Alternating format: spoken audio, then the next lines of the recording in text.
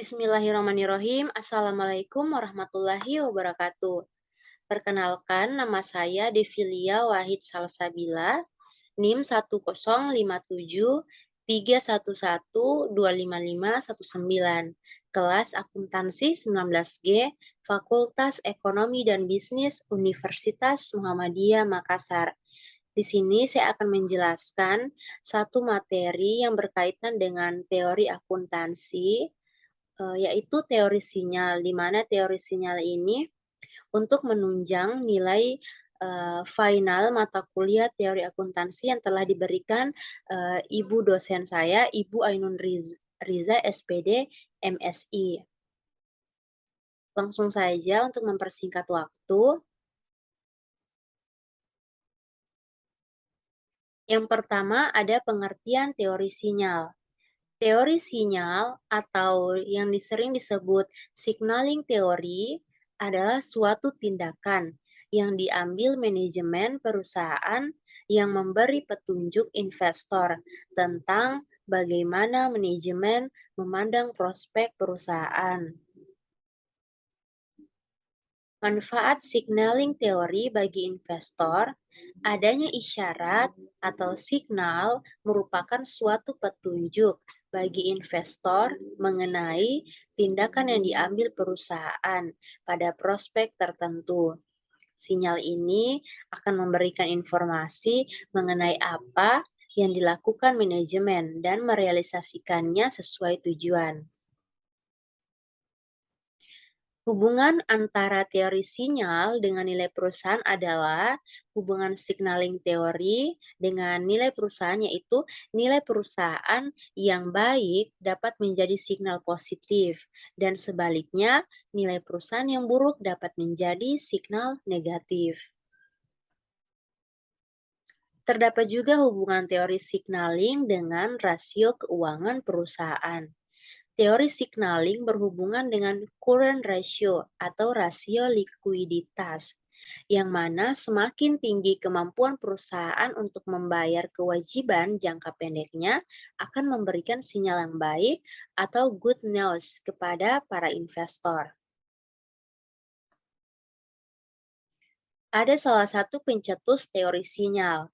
Teori sinyal, signaling teori pertama kali dikemukakan oleh Spence tahun 1973 yang menjelaskan bahwa pihak pengirim atau pemilik informasi memberikan suatu isyarat atau sinyal berupa informasi yang mencerminkan kondisi suatu perusahaan yang bermanfaat bagi pihak penerima atau investor.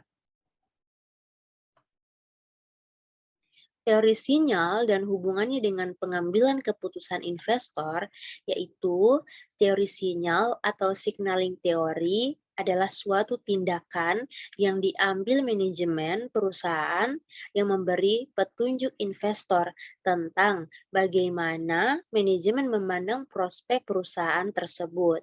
Jadi teori ini juga memberikan penjelasan mengenai alasan-alasan perusahaan memiliki dorongan untuk menyampaikan atau memberikan informasi terkait laporan keuangan. Jadi, dalam menyampaikan atau memberikan informasi terkait laporan keuangan perusahaan itu untuk pihak eksternal. Dorongan untuk menyampaikan atau memberikan informasi terkait laporan keuangan untuk pihak eksternal dilandasi pada terdapatnya asimetri informasi antar manajemen perusahaan dan pihak eksternal menurut Berg et al. Tahun 2014.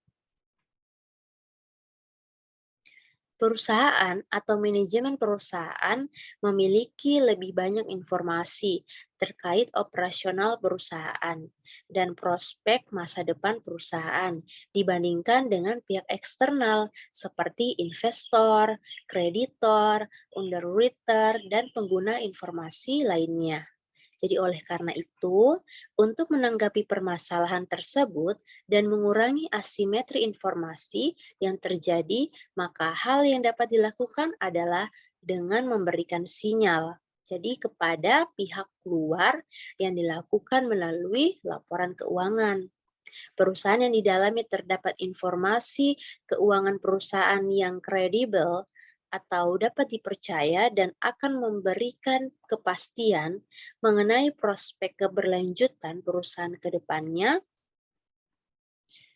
Isyarat atau signal itu adalah suatu tindakan yang diambil oleh manajemen perusahaan yang memberikan petunjuk bagi investor dalam bagaimana manajemen memandang prospek perusahaan tersebut. Jadi harus ada isyarat atau signal dalam suatu tindakan teori sinyal.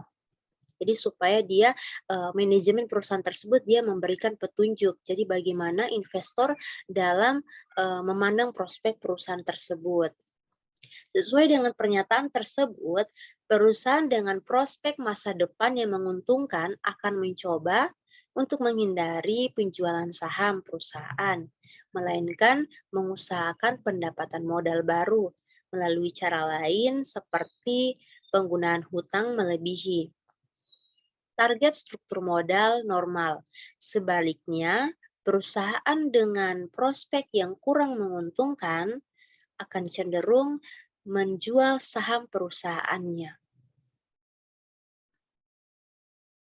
Dengan kata lain, pengumuman emisi saham oleh suatu perusahaan merupakan suatu isyarat atau sinyal yang menandakan bahwa manajemen perusahaan memandang prospek perusahaan tersebut suram.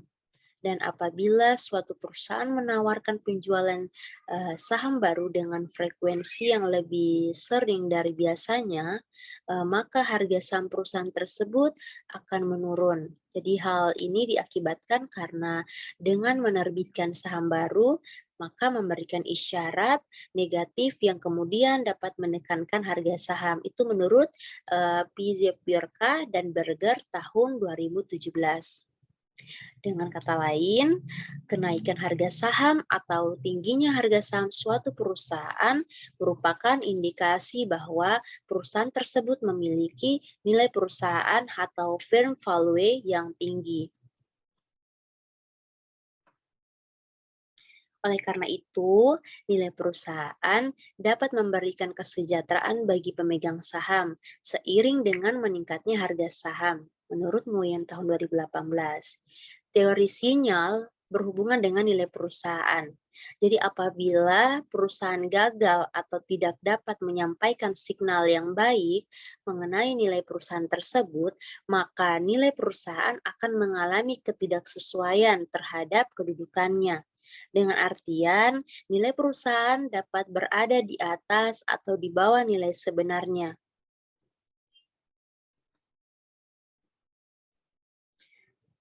Kita masuk di beberapa prinsip yang mengatakan bahwa teori signaling atau signaling teori ini ada salah satu prinsip action convey information.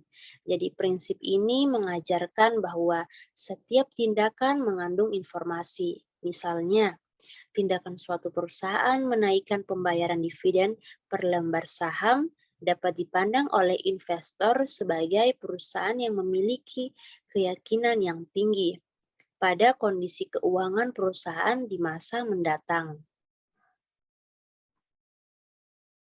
Signaling dan asimetri informasi. Jadi konsep signal ini atau pensinyalan atau signaling tentu akan berkaitan erat dengan asimetri informasi. Kenapa? Karena teori asimetri mengatakan bahwa pihak-pihak yang berkaitan dengan perusahaan tidak mempunyai informasi yang sama mengenai prospek dan risiko perusahaan. Pihak tertentu pada umumnya dari internal perusahaan mempunyai informasi yang lebih banyak, lebih lengkap, dan lebih baik dibandingkan pihak lainnya. Jadi manajer atau pihak internal, jadi manajer ini dia adalah pihak internal. Biasanya dia mempunyai informasi yang lebih baik dibandingkan dengan pihak yang luar seperti investor. Jadi kalau investor ini adalah pihak luar. Jadi perilaku manajer termasuk dalam hal menentukan struktur modal. Kita masuk di good news versus bad news. Good news dan bad news ini berbeda karena signal baik belum tentu diinterpretasi atau direspon baik oleh pihak lain atau investor. Ini adalah good news. Jadi beda dengan bad news. Sama juga, dia juga sebaliknya ataupun sama, belum tentu signal buruk ini belum tentu juga diinterpretasikan buruk. Jadi mau good news atau bad news ini sama-sama belum tentu diinterpretasi atau direspon baik oleh pihak investor tersebut. Informasi yang dipublikasikan atau diumumkan ke pengumuman sebagai signal bagi investor dalam pengambilan keputusan investasi. Jika mengandung nilai positif, diharapkan pasar akan bereaksi pada waktu pengumuman tersebut diterima pasar. Setelah diterima informasi, perilaku pasar akan menginterpretasikan dan menganalisis informasi tersebut sebagai signal baik atau good news, atau signal buruk yaitu bad news. Reaksi pasar juga ditunjukkan dengan adanya perubahan volume perdagangan saham. Kita masuk di signaling ROS. Signaling ROS ini ROS itu mengembangkan model di mana struktur modal penggunaan utang merupakan signal yang disampaikan oleh manajer pasar. Jadi ROS ini dia suatu model atau model yang dikembangkan menjadi struktur modal atau penggunaan utang. Jadi dia merupakan signal yang disampaikan oleh manajer langsung ke pasar. Jadi jika manajer mempunyai keyakinan bahwa prospek perusahaan baik dan karenanya ingin agar saham meningkat, ia ingin mengkomunikasikan hal tersebut ke investor. Salah satu cara yang paling sederhana adalah dengan mengatakan secara langsung, perusahaan kami mempunyai prospek yang baik, meskipun investor tidak akan percaya begitu saja. Di samping itu juga, manajer ingin memberikan signal yang lebih dipercaya atau kredibel. Manajer bisa menggunakan utang lebih banyak sebagai signal yang lebih kredibel. Kita masuk di con. Jadi, jika utang meningkat, maka kemungkinan bangkrut akan semakin meningkat. Jika perusahaan mengalami kebangkrutan, maka manajer akan menjadi tersangka atau terhukum. Misalnya, reputasi manajer itu akan hancur dan tidak bisa dipercaya menjadi manajer lagi. Karena itu, perusahaan yang meningkatkan utang bisa dipandang sebagai perusahaan yang yakin dengan prospek perusahaannya di masa yang akan mendatang. Karena cukup yakin, maka manajer perusahaan tersebut berani menggunakan utang yang lebih besar. Investor diharapkan akan menangkap signal tersebut, yaitu signal bahwa perusahaan mempunyai prospek yang baik. Dengan demikian, utang merupakan tanda atau signal yang positif. Dalam membangun teori signaling, berdasarkan adanya informasi yang asimetri antara well-informed manager atau pihak internal perusahaan dan poor dan informed stockholder atau pihak eksternal perusahaan. Jadi signal tadi itu dia adalah proses yang memakan biaya berubah, lead way, costing, atau biaya atas ketidakefisien pasar atau alokasi sumber daya yang bertujuan untuk meyakinkan investor tentang nilai perusahaan. Signal yang baik adalah yang tidak dapat ditiru oleh perusahaan lain yang memiliki nilai lebih rendah karena faktor biaya. Di sini terdapat kelebihan dan kelemahannya. Kelebihannya adalah kemampuan menjelaskan mengapa terjadi peningkatan harga saham sebagai tanggapan terhadap peningkatan financial leverage. Itu adalah salah satu kelebihannya. Dan untuk kelemahannya adalah ketidakmampuan dalam menjelaskan hubungan kebalikan antara profitabilitas dan leverage. Jadi tidak dapat menjelaskan mengapa Perusahaan yang memiliki potensi pertumbuhan dan nilai yang intangible asset tinggi harus menggunakan lebih banyak utang daripada perusahaan yang mature atau tangible asset tinggi. Yang tidak menggunakan utang, akan tetapi di dalam teori ini diperlukan untuk mengurangi efek dari ketidaksimetrisan informasi. Ada sebuah artikel, yaitu artikel George Akerlof di tahun 1970 yang berjudul The Market for Lemons Quality, Uncertainty and the Market Mechanism Introduction. Artikel ini membahas mengenai kualitas atau quality dan ketidakpastian uncertainty. Keberadaan barang-barang yang memiliki banyak kelas atau goods of many grades memunculkan permasalahan-permasalahan yang penting dan menarik bagi teori pasar. The model with automobiles as an example, jadi automobiles market tadi itu, pemilihan contoh model pasar otomotif ini disebut Akerlof tahun 1970 sebagai esensi masalah. Akerlof mencontohkan 4 jenis mobil. Yang pertama ada mobil baru, dan yang kedua ada mobil bekas, yang ketiga ada mobil bagus, yang keempat mobil jelek. Jadi mobil jelek ini yang disebut Akerlof tadi sebagai lemon. Jadi bahasanya mereka itu mobil jelek ini adalah lemon. Menurut Akerlof, sebuah mobil baru bisa jadi tergolong mobil bagus atau justru bisa jadi mobil tersebut termasuk mobil lemon atau mobil jelek, demikian halnya dengan mobil bekas. Mobil baru versus mobil bekas.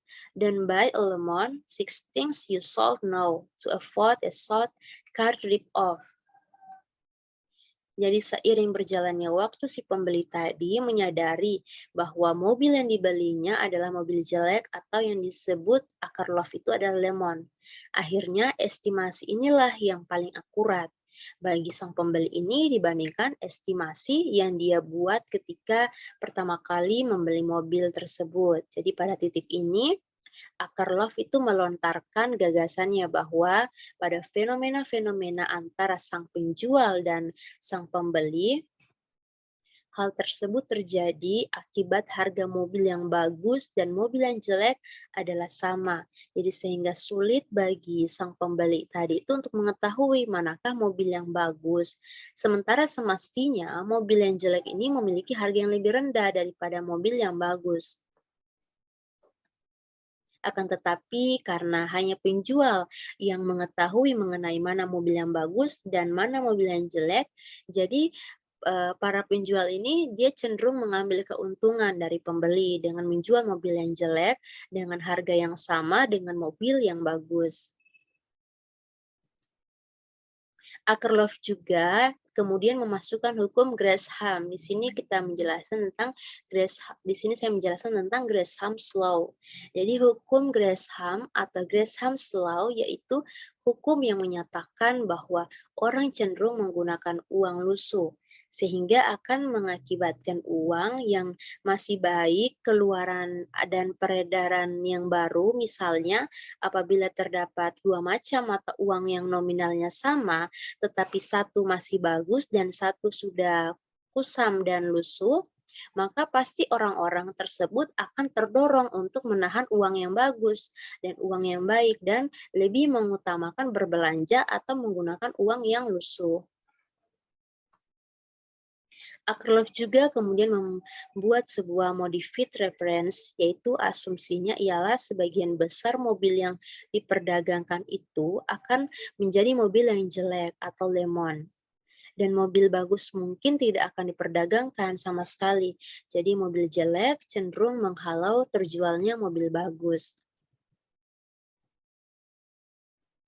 Analogi Gresham menurut Akerlof tahun 1970 belum lengkap alasannya, ialah bahwa mobil jelek mengelabui pengidentifikasi mobil bagus sebab mobil jelek juga dijual pada harga yang sama dengan mobil yang bagus. Jadi hal ini terjadi karena mustahil bagi pembeli untuk mengetahui mana mobil yang bagus dan mana mobil yang jelek. Itu hanya penjual saja yang mengetahuinya.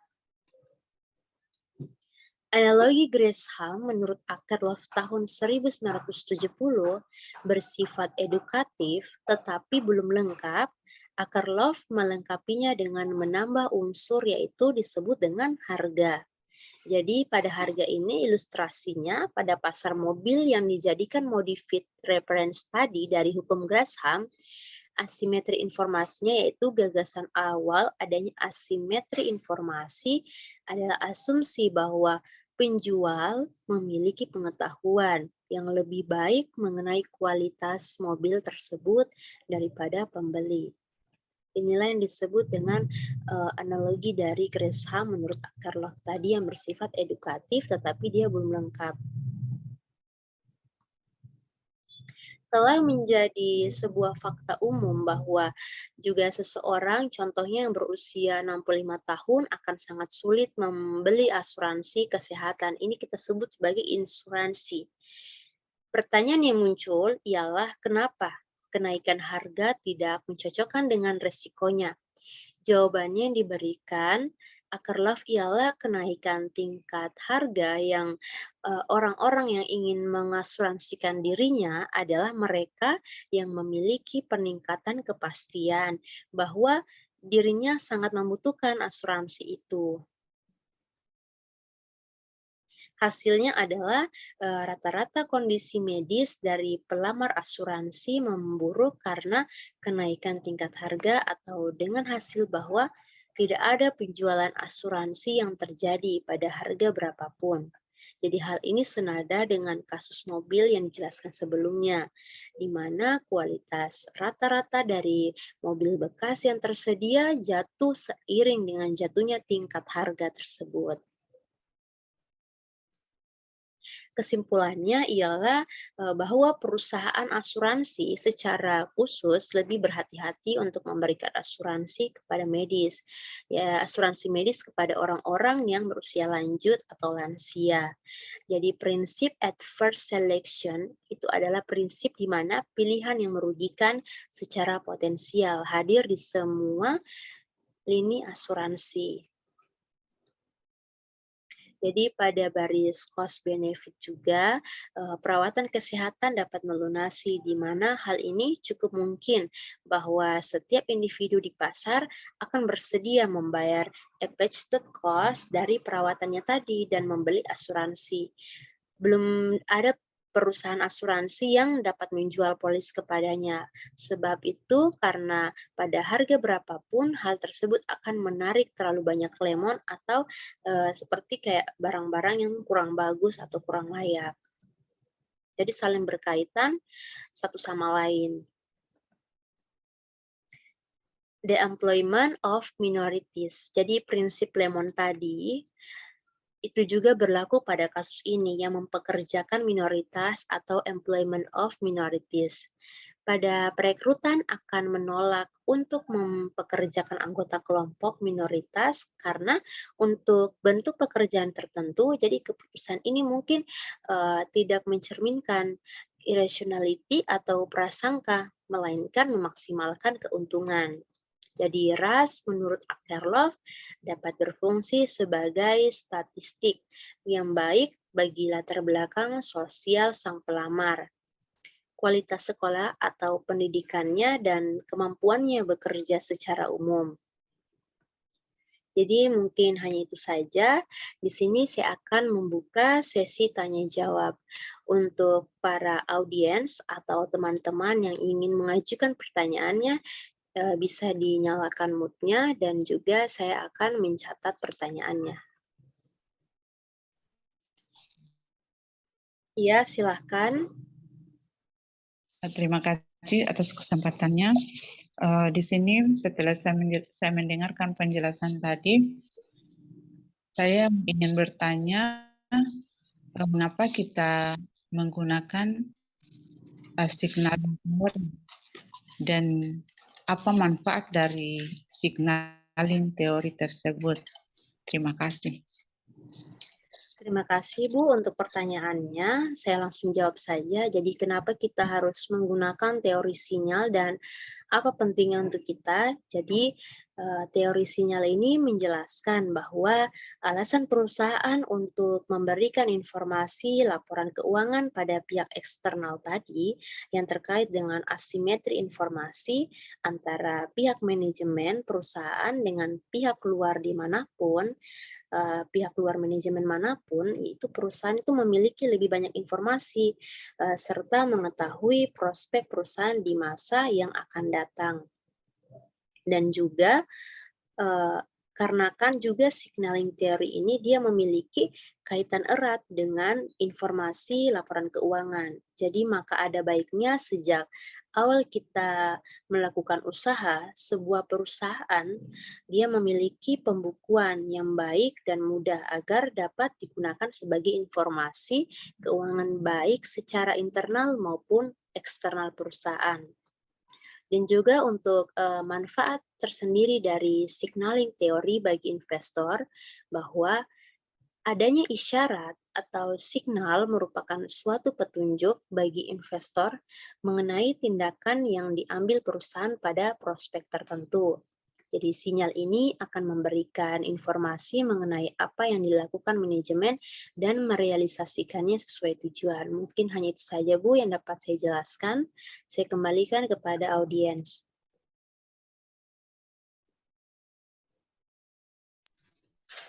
Terima kasih atas penjelasannya, cukup jelas.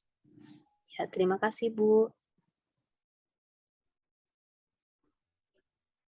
Terima kasih untuk penanya yang sudah memberikan saya pertanyaan yang bagus. Jadi kesimpulan yang dapat saya tangkap dari alasan dibutuhkannya teori signal atau signaling teori dan juga kesimpulan dari pertanyaan apa manfaat dari teori signal atau signaling teori tersebut bagi investor. Jadi kesimpulan yang dapat saya tangkap yang pertama bahwa informasi merupakan unsur penting dari investor. Jadi bagi investor dan pelaku bisnis, keberadaan informasi itu begitu penting karena akan menyajikan keterangan yang dibutuhkan. Informasi yang diperlukan adalah yang lengkap, akurat, dan relevan terhadap keputusan investor di pasar modal. Jadi informasi signal ini bisa menjadi alat analisis agar investor bisa mengambil keputusan investasi yang tepat. Informasi yang diberikan berupa pengumuman yang akan dilakukan perusahaan. Jadi adapun jika pengumuman tersebut bernilai positif, maka pasar akan bereaksi untuk menerimanya. Nah, yang kedua, terdapat asimetri informasi antara perusahaan dan pihak eksternal. Jadi signal teori ini akan menggambarkan bagaimana sebuah perusahaan terdorong untuk menyampaikan informasi keuangan yang dialaminya ke pihak luar. Adapun dorongan tersebut terjadi karena terdapat asimetri informasi antara perusahaan dan pihak eksternal. Tentunya hal ini karena perusahaan lebih mengetahui bagaimana prospek manajemen di masa mendatang dibanding investor dan kreditor yang merupakan pihak luar. Disinformasi yang dialami pihak luar jadi membuat mereka ini bersifat protektif dengan menawarkan harga rendah ke perusahaan. Oleh karena itu, perusahaan dapat meningkatkan harganya dengan mengurangi informasi asimetri terhadap pihak luar. Adapun juga salah satu cara untuk mengurangi informasi asimetri tersebut adalah dengan memberikan signal tertentu. Ketika informasi sudah disampaikan, maka informasi tersebut akan diterima oleh semua pelaku pasar. Jadi baik sinyal yang baik atau tidak. Pengumuman tersebut juga merupakan informasi penting bagi para investor. Jadi tak heran jika nantinya informasi tersebut akan berpengaruh terhadap volume perdagangan saham. Pengumuman informasi akuntansi juga akan memberikan sinyal good news, yaitu di mana perusahaan memiliki prospek yang bagus di masa depan.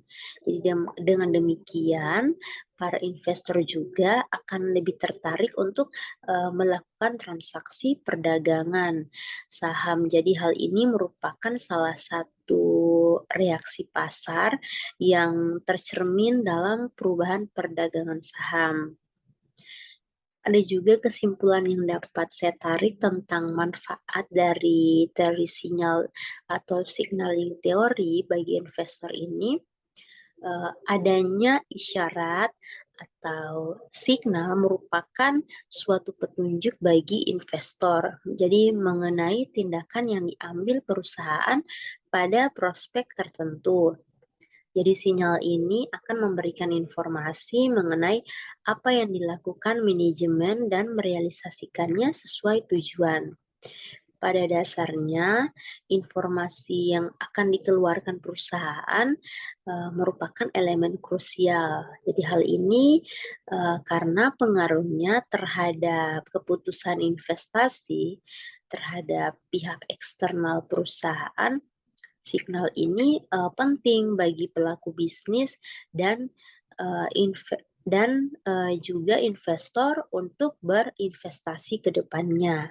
Hal ini karena hakikatnya akan menyajikan keterangan dan berupa gambaran untuk berbagai keadaan di masa lalu maupun di masa yang akan mendatang.